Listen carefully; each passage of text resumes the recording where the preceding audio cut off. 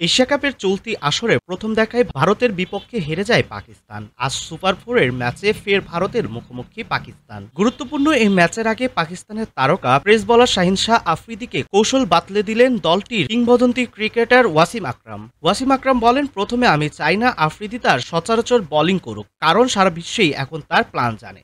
অবশ্যই একটি plan B থাকা উচিত। এক বা দুটি ইয়ার্কার ঠিক আছে, কিন্তু ধারাবাহিকভাবে নয়। যদি ধারাবাহিক ইয়ার্কার মিস হয় তা সহজেই বাউন্ডারিতে পরিণত হবে। লেন্থ মিশিয়ে বোলিং করা ভালো। পাকিস্তান গ্রুপ পর্বের ম্যাচে ভারতের কাছে 7 উইকেটে হেরেছে। প্রথম ব্যাট করে পাকিস্তান মাত্র 137 রান সংগ্রহ করে, আর ভারতের স্পিনার কুলদীপ যাদব 3 উইকেট নেন। এরপর ভারত 15.5 ওভারে সহজে লক্ষ্য তাড়া করে যেতে।